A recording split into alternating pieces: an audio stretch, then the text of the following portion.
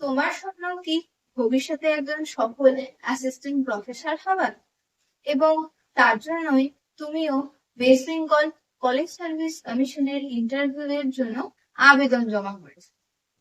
কিন্তু এই আবেদন জমা করতে গিয়ে কিছু তথ্য যখন তুমি আপলোড করেছো, তাড়াহুড়োতে বা অন্য কোনো কারণে সেই তথ্যগুলি ভুল আপলোড হয়ে গিয়েছে, যার ফলে তোমরা এতদিন সবাই অনেক চিন্তিত হয়েছিলে। কিন্তু জানো কি, এই যে ভুল তথ্যগুলি যেগুলো হয়েছে বা যেগুলো তুমি করে ফেলেছো ভুল, সেগুলোর জন্য এরকমও হতে পারে যে তোমার আবেদনটা রিজেক্ট হয়ে গেল। কিন্তু বর্তমানে আর কোনো চিন্তার কারণ নেই, কারণ West Bengal college service commission থেকে একটি নোটিশ জারি করা হয়েছে।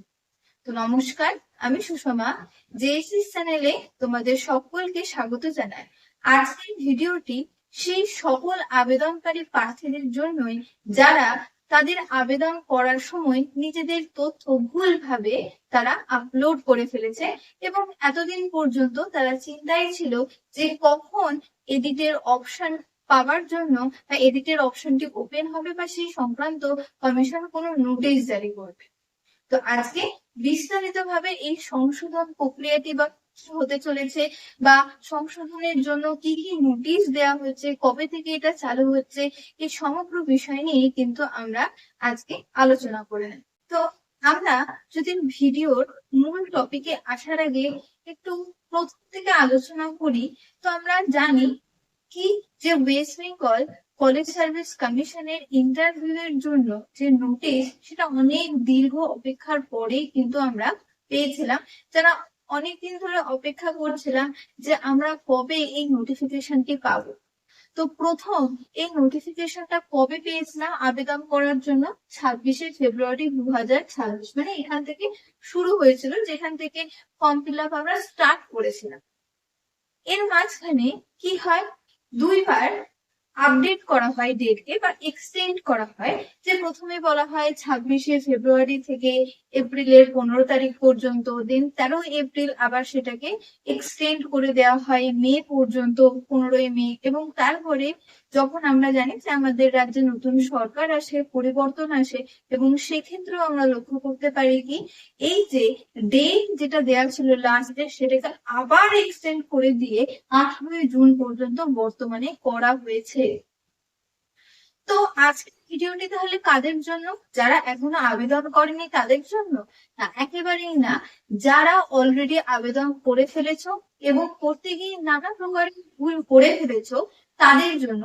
তারা কিভাবে তাদের ওই ভুলগুলোকে সংশোধন করে নিতে পারবে সেই বিষয়ে আজকে আমরা আলোচনা করব। তো তোমরা যখন এই এডিট করতে চলেছো, সেই এডিটটা তুমি কি তোমার খুশি মতো করতে পারবে? একদমই না। কমিশন এই যে একটা নোটিশের কথা বললাম না, যে কমিশন একটা নোটিশ দিয়েছে তাদের ওয়েবসাইটে এবং সেখানে বলছে যে কিছু নির্দেশিকা বা কিছু গাইডলাইন্স দিয়ে দিয়েছে, সেটাকে আমাদেরকে ফলো করতে হবে। এবং সেগুলোকে ফলো করলে তবেই কিন্তু আমরা বুঝতে পারবো যে সেখানে কি বলা হয়েছে, কি বলা হয়নি, কোনটা আমরা এডিট করতে পারবো, কোনটা আমরা এডিট করতে পারবো না। অতএব আমরা আমাদের ইচ্ছে মতো খুশি মতো কিন্তু কোনো কিছু এডিট করতে পারবো না। ঠিক আছে, তো চলো এবার আমরা নোটিশটাকে ধীরে ধীরে বুঝে নেব এবং নোটিশ স্টেপ বাই স্টেপ কি বলা হয়েছে, কোনটা পরিবর্তন করতে পারবো বা কোনটা পরিবর্তন করতে পারবো না, এবং এর ফলে যাদের ভুল হয়েছিল তাদের আলটিমেটলি বেনিফিট তারা কি পাচ্ছে। এখন আমরা ওই নোটিশটি যেটা জারি করা হয়েছে বা দেওয়া হয়েছে, সেই নোটিশের পর পর কি কি ইম্পর্টেন্ট পয়েন্টস রয়েছে সেগুলোকে আমরা স্টেপ বাই স্টেপ আলোচনা করে নেব। ফার্স্ট দেখো, বলা হয়েছে নোটিশটিতে যে এডিট অপশন, এটা কবে থেকে বা ওই এডিট অপশনের যে পোর্টালটি রয়েছে সেটা কবে থেকে আবেদনকারী যারা ভুল করেছে তারা কবে থেকে সুযোগ পাচ্ছে সেখানে এডিট করার, বা ওই পোর্টালটি ওপেন কবে থেকে হচ্ছে। দেখো, 25/2/2026 থেকে, এবং কখন টাইমটাও মেনশন করে দেওয়া হচ্ছে সকাল 10টা থেকে। এবং কতদিন পর্যন্ত এটা থাকবে ওপেন, যে 1 জুলাই, জুলাইয়ের 1 তারিখে রাত 11:49 পর্যন্ত কিন্তু এটা থাকছে, অর্থাৎ রাত 12টার আগেই কিন্তু এটা পোর্টালটা অফ হয়ে যাচ্ছে।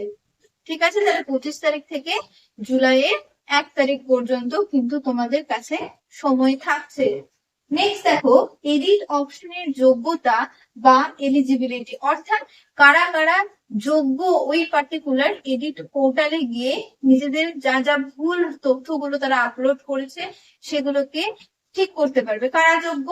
যারা অলরেডি একটা নির্ধারিত সময়ে তাদের যা আবেদন যা যা ছিল সেগুলোকে একটা নির্দিষ্ট চার্জ, কারণ আমরা জানি যে জেনারেলদের কিছু নির্ধারিত ফিস ছিল এবং যারা এসসি এসটি ওবিসি তাদের নিজস্ব একটা ফিস ছিল, তো সেই ফিস অনুযায়ী তাদের সঠিকভাবে নথিপত্র দিয়ে যারা আপলোড করেছে, তো তারাই, হ্যাঁ, সেই সমস্ত আবেদনকারী তারাই কিন্তু এখানে যোগ্যতাটা পাচ্ছে যে পুনরায় যদি সেখানে কোনো রকম কোনো ভুল হয়ে থাকে তারা এগেইন একবার রিচেক করে সেই জায়গাটাকে এডিট করতে পারছে বা সংশোধন করতে পারছে।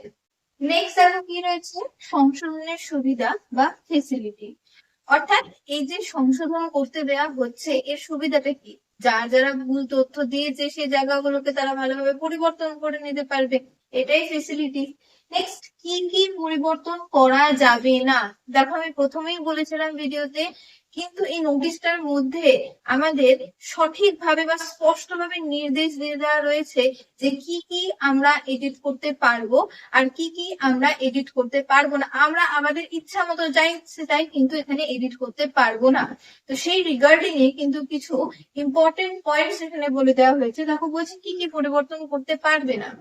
ফার্স্ট বলছে আবেদনকৃত বিষয়, সাপোজ ধরে নাও কোনো একজন আবেদনকারী সে ভেবেছে সে ইতিহাসে, কিন্তু তার অবভিয়াসলি তার নেট সেট আছে, সে এটা নিয়ে পিএইচডি করছে, তো অবভিয়াসলি সে হিস্ট্রিতেই আবেদন করেছে। তো যখন এডিট অপশন বেরিয়েছে তার হঠাৎ মনে হচ্ছে সে ম্যাথামেটিক্স এ করবে, এটা পসিবল না। নেক্সট প্রার্থীর নাম, প্রার্থীর নাম কিন্তু এখানে এডিট করা যাবে না এবং প্রার্থীর জন্ম তারিখও কিন্তু এখানে কোনো রকম ভাবে এডিট করা যাবে না, যেটা ওই নোটিশে স্পষ্ট ভাবে লিখে দেওয়া রয়েছে। নেক্সট দেখো, তাহলে এবার প্রশ্ন হচ্ছে যে নোটিশে কি কি সংশোধন বা কি কি এডিট করার জন্য তারা এই এডিট অপশনটাকে ওপেন করেছে। ফার্স্ট অফ অল বলছে ক্যাটেগরি, অনেক সময় হতে পারে ভুলবশত তোমার যে ক্যাটেগরি রয়েছে তুমি সেটার বদলে ভুল কোনো কিছু আপলোড করেছো।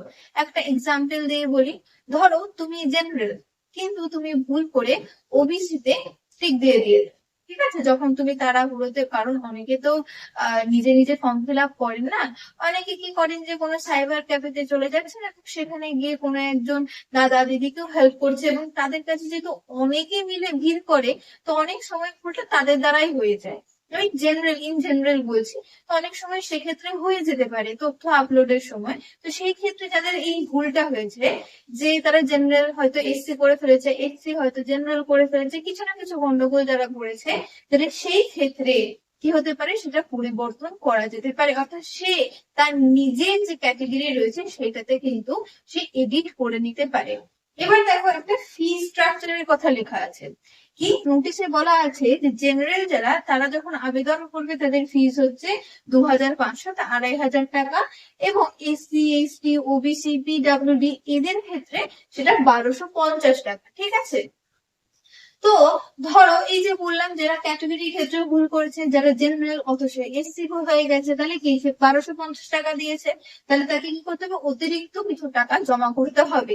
আবার যদি উল্টোটা হয়, সে হয়তো এসসি কিন্তু কোনো কারণে জেনারেল হয়ে গিয়েছে, তাহলে সে 2500 টাকা দিয়েছে, তাহলে সেক্ষেত্রে কি হচ্ছে, অতিরিক্ত টাকা জমা দিয়েছে, অর্থাৎ কমিশন তাকে টাকা ফেরত দিতে পারে যদি এই ধরনের কোনো ঘটনা ঘটে থাকে, এবং সেক্ষেত্রে আবেদনকারীর ব্যাংক ডিটেলস কিন্তু কমিশন চাইতে পারে।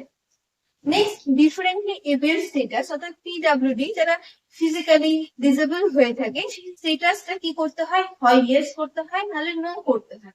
তো তারা বলতে যাদের অ্যাকচুয়ালি যারা ডিসেবল তারা তো হয়তো কোনো কারণে নো করে ফেলেছে, বা যারা একদমই ঠিকঠাক রয়েছে, হেলদি রয়েছে, পারফেক্ট রয়েছে, তারা ভুল করে ইয়েস করে ফেলেছে, তো এইটাকে তারা কিন্তু চাইলে কি করতে পারে, ঠিক করে নিতে পারে।